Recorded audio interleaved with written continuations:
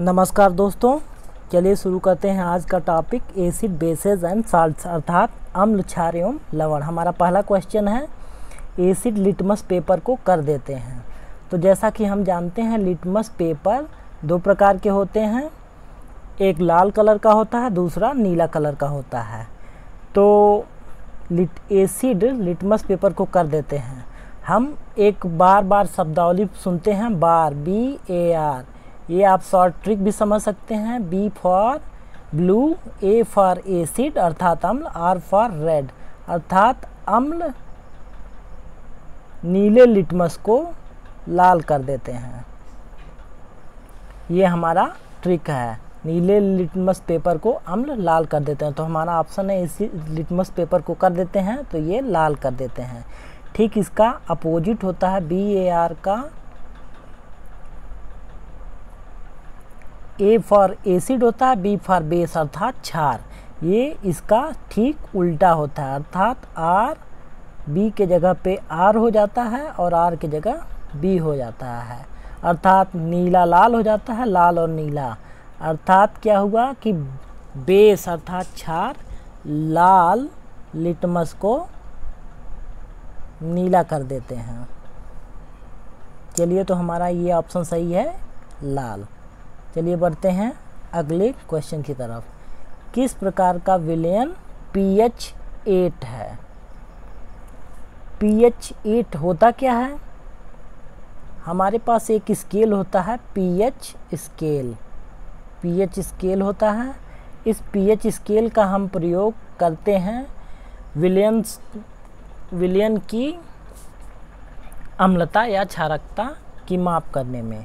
अब इस स्केल में 0 से लेके 14 तक मानक होते हैं, बीच में 7 होता है। 7 pH स्केल शुद्ध जल का होता है। जल हम सभी जानते हैं कि एक तटस्थ अर्थात न्यूट्रल सॉल्यूशन है जिसमें किसी भी प्रकार का कोई प्रभाव नहीं पड़ता है। 7 से नीचे और 0 के बीच में इन सभी विलयंस में अम्लता का गुण पाया जाता है और जिन भी विलयन का pH वैल्यू या pH स्केल 7 से ऊपर और 14 तक होता है, ये क्षारकता गुण वाले होते हैं। तो हमारे पास दिया है pH 8 अर्थात ये 8 यानी क्षारकता गुण वाला द्रव्य होगा। तो हमारा उत्तर है क्षारीय। नेक्स्ट बढ़ते हैं अगले क्वेश्चन की तरफ। अम्लीय शक्ति के संदर्भ में निम्नलिखित में से कौन सा सही बढ़ते क्रम में है? हमारे पास pH स्केल है, 7 पानी का होता है pH वैल्यू।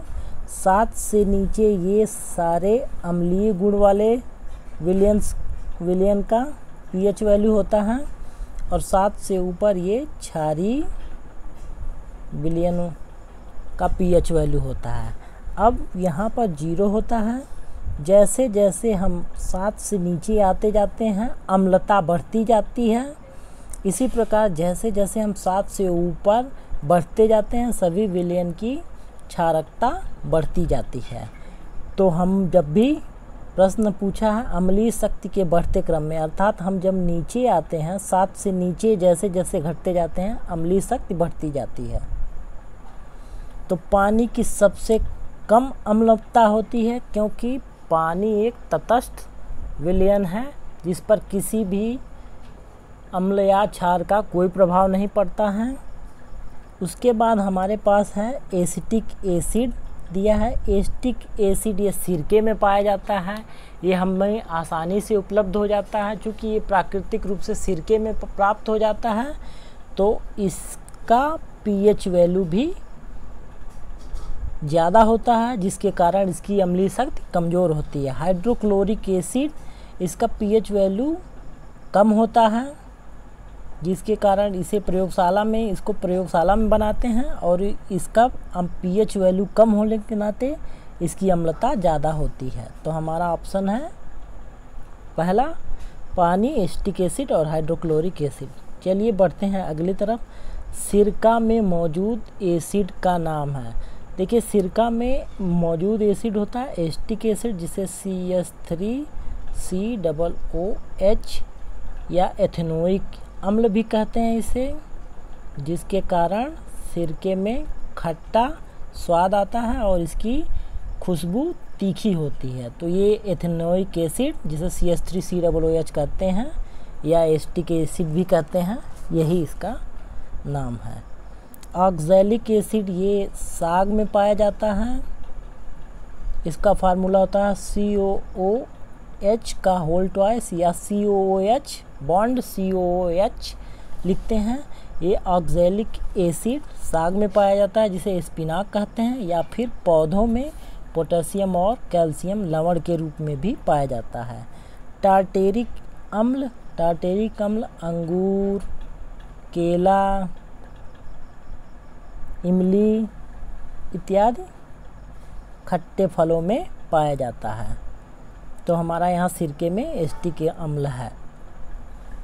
नेक्स्ट बढ़ते हैं, सिट्रिक एसिड के प्राकृतिक स्रोत का नाम है। सिट्रिक एसिड खट्टे फलों में पाया जाता है।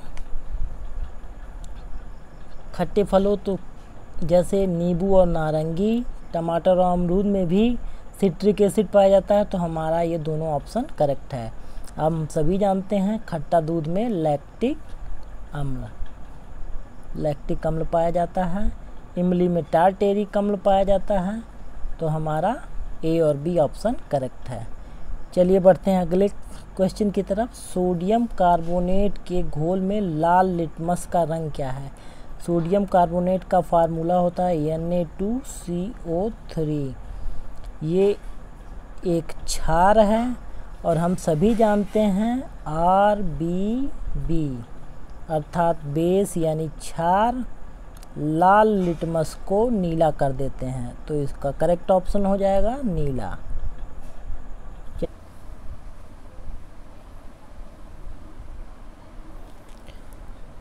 चलिए हमारे पास है क्वेश्चन नंबर 7।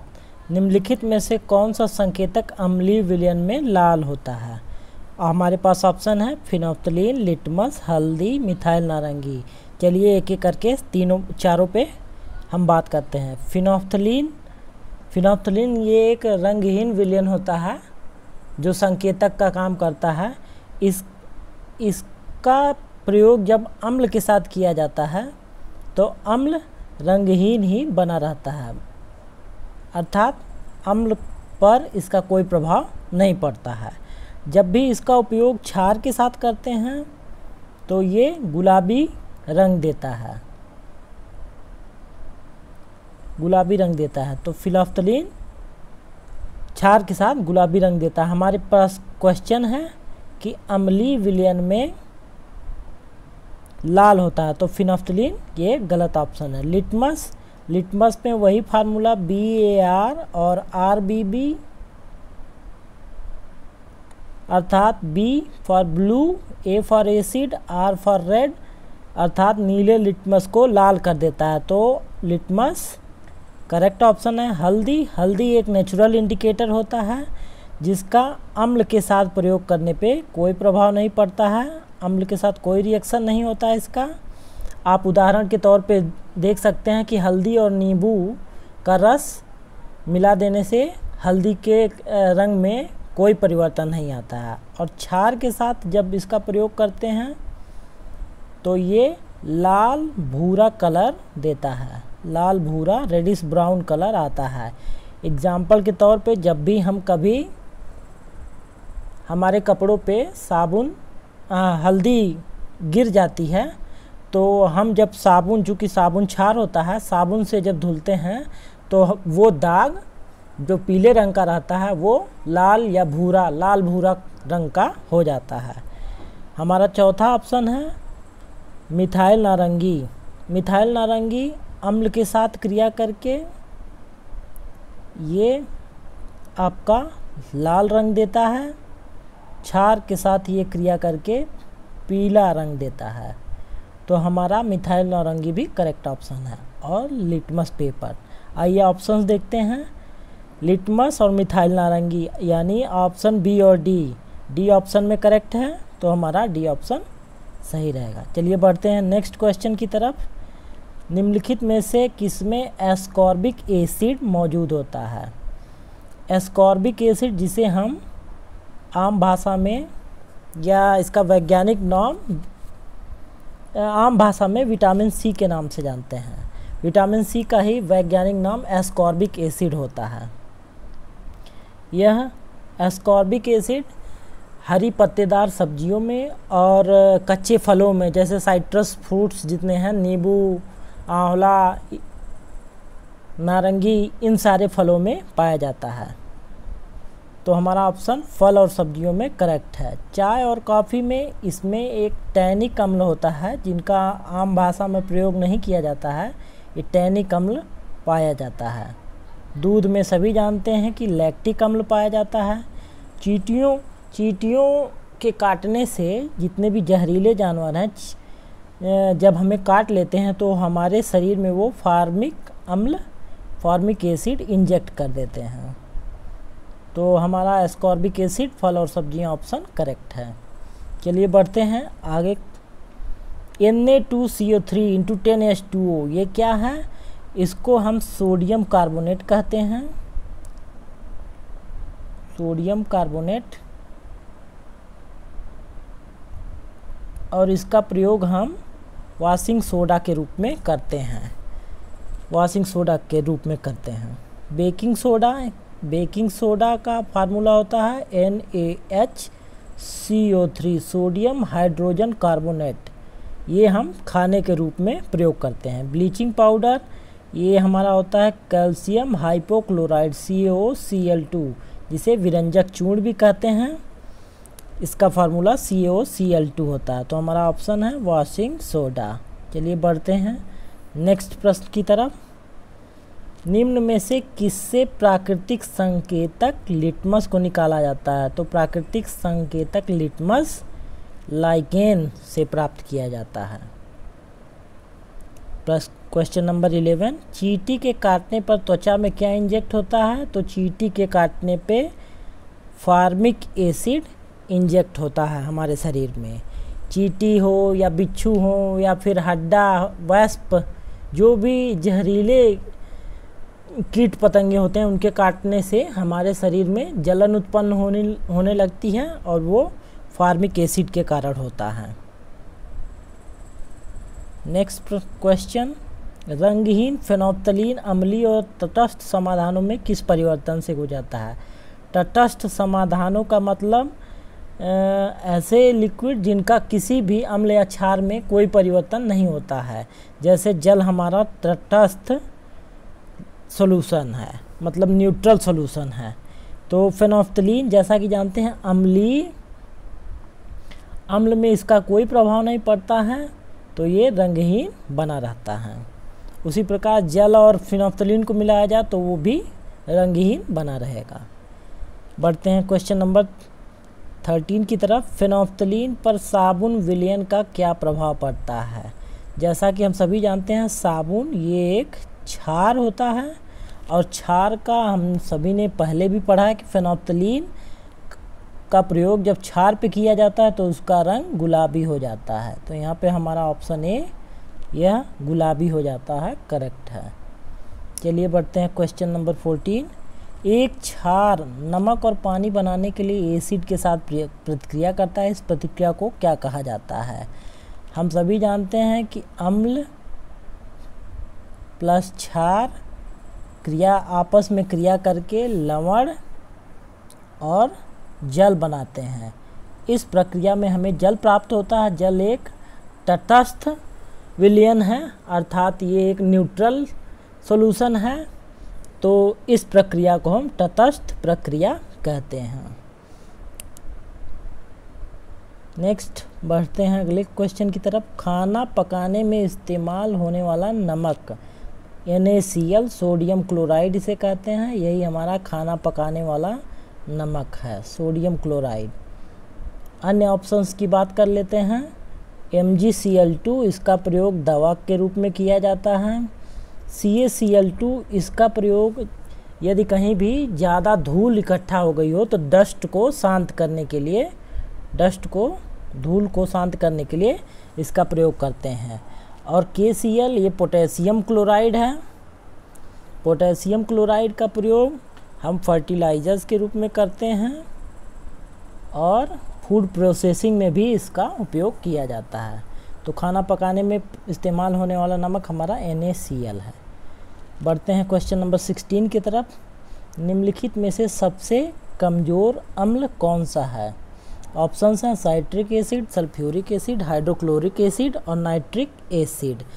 जितने भी एसिड प्रयोगशाला में बनाए जाते हैं वो सभी प्रबल अम्ल होते हैं, प्रयोगशाला में बनने वाले।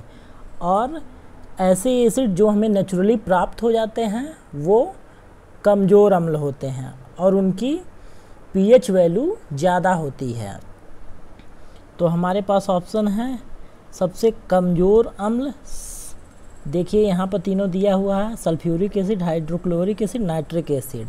और साइट्रिक एसिड चूँकि हमें खट्टे फलों से प्राप्त हो जाता है तो हमारा सबसे कमज़ोर अम्ल यही है। इसका एक उदाहरण है कि यदि हम नींबू के रस को अपनी जीभ जो कि एक कोमल अंग है उस पर भी डाल लेते हैं तो हमारी जीभ जलती नहीं है। जबकि हम सल्फ्यूरिक एसिड जिसे तेजाब कहते हैं, हाइड्रोक्लोरिक एसिड और नाइट्रिक एसिड का उपयोग यदि अपने हाथों पर कर लेते हैं, हथेली पे कर लेते हैं, तो हथेली की परत आप सभी जानते हैं कि मोटी परत होती है, इस पर भी ये हमारा हाथ जला देता है। तो ये सब प्रबल अम्ल हैं। इन प्रबल अम्लों में HCl सबसे कमज़ोर होता है,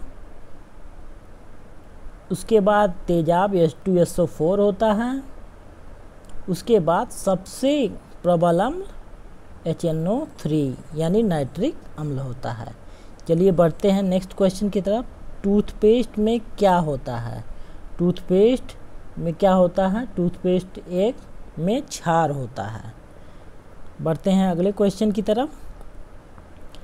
चूने का पानी क्लोरीन के साथ प्रतिक्रिया करता है। चूने का पानी क्लोरीन के साथ क्रिया करता है तो ये CaOCl2 कैल्शियम हाइपोक्लोराइड या विरंजक चूर्ण जिसे ब्लीचिंग पाउडर कहते हैं, ये ब्लीचिंग पाउडर का निर्माण करता है। बढ़ते हैं अगले प्रश्न की तरफ। निम्नलिखित में से कौन सा खनिज अम्ल है? ऑप्शन है हमारे पास oxalic acid, formic acid, nitric acid, ascorbic acid. तो हमें जो भी अम्ल प्राकृतिक रूप से प्राप्त हो जाते हैं वो हमारे खनिज अम्ल नहीं होते हैं। हमारे ऑप्शन में ऑक्सैलिक एसिड और एस्कॉर्बिक एसिड ये दोनों हमारे ऑप्शन नहीं होंगे, क्योंकि हम एस्कॉर्बिक एसिड, विटामिन C और ऑक्सैलिक एसिड जो कि साग में पाया जाता है, इन सबको हम नेचुरली प्राप्त कर सकते हैं, तो ये हमारे खनिज अम्ल नहीं हैं। फॉर्मिक एसिड हमारा चींटियों या अन्य जो जहरीले जीव जंतु हैं उनके काटने से होता, तो ये भी ऑप्शन नहीं होगा। हमारा बचा नाइट्रिक एसिड, तो ये हमारा नाइट्रिक एसिड ये खनिज अम्ल है। बढ़ते हैं अगले प्रश्न की तरफ। विट्रियल का तेल का ऐतिहासिक नाम है। विट्रियल का तेल, जी हाँ दोस्तों, ये सल्फ्यूरिक एसिड H2SO4 जिसे आम भाषा में तेजाब भी कहते हैं, ये विट्रियल का तेल के नाम से भी जाना जाता है। बढ़ते हैं अगले प्रश्न की तरफ। बिछुआ डंक किस अम्ल का एक प्राकृतिक स्रोत है? तो बिछुआ डंक मेटिवोनिक एसिड, या ये मेटिवोनिक एसिड किस एसिड को कहते हैं? ये IUPAC नाम है फॉर्मिक एसिड का। फॉर्मिक एसिड का ये IUPAC नाम है। तो बिछुआ डंक मेटिवोनिक एसिड से प्राप्त होता है। निम्नलिखित में से किसका उपयोग सोने के विघटन के लिए किया जाता है? इसका करेक्ट ऑप्शन है एक्वारजिया, जिसे हम हिंदी में अम्लराज कहते हैं। इसका उपयोग सोने के विघटन में किया जाता है। अब अम्लराज किससे बनता है? 1 भाग HCl हाइड्रोक्लोरिक अम्ल और 3 भाग HNO3 यानी नाइट्रिक अम्ल का उपयोग करने से हमें ये अम्लराज बनता है। चलिए बढ़ते हैं अगले क्वेश्चन की तरफ। दांतों के इनेमल में कैल्शियम फास्फेट मौजूद होता है इसकी प्रकृति है CA3 कैल्शियम फॉस्फेट का फार्मूला होता है CA3PO4 का होल ट्वाइस CA3PO4, ये एक क्षार होता है, इसकी प्रकृति क्षारीय होती है। अंडे का छिलका बनता है, अंडे का छिलका बनता है CaCO3 कैल्शियम कार्बोनेट से।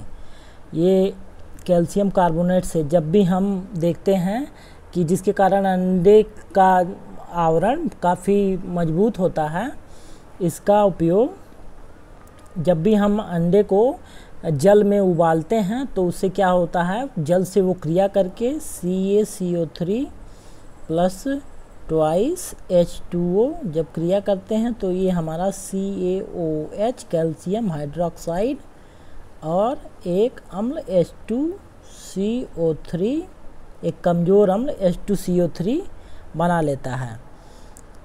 तो ये जब हम अंडे के छिलके को पानी में गर्म करते हैं तो वो छिलका कमज़ोर हो जाता है और हम आसानी से उस छिलके को निकाल सकते हैं। बढ़ते हैं अगले प्रश्न की तरफ। सोडियम हाइड्रोक्साइड का उपयोग किया जाता है। जी हाँ दोस्तों, सोडियम हाइड्रोक्साइड का सूत्र होता है NaOH। इसका प्रयोग साबुन बनाने में सोडियम हाइड्रोक्साइड और पोटेशियम हाइड्रोक्साइड का प्रयोग किया जाता है साबुन के निर्माण में। चलिए बढ़ते हैं अगले प्रश्न की तरफ। वर्षा को अम्ल वर्षा कहा जाता है। हमने देखा pH स्केल में 7 से नीचे अम्लता जांच की जाती है विलयन की। तो जब भी वर्षा का जल pH स्केल 5.6 से नीचे आता है तो वर्षा को अम्ल वर्षा कहते हैं, क्योंकि इसमें अम्लता प्रबल होती जाती है। जब भी वर्षा का जल जो pH वैल्यू जब भी 5.6 से नीचे आती है तो उसमें अम्लता बढ़ती जाती है। चलिए बढ़ते हैं अगले प्रश्न की तरफ। हमारे शरीर का pH सीमा क्या है। हमारे शरीर का pH सीमा 7.2 से 8.0, अलग अलग अंगों की अलग अलग सीमा है। शायद रक्त का 7.2 होता है, बाकी अन्य अंगों का 8.03 के राउंड होता है और कुल मिला जुला के ये 7.228 करेक्ट ऑप्शन है। धन्यवाद दोस्तों।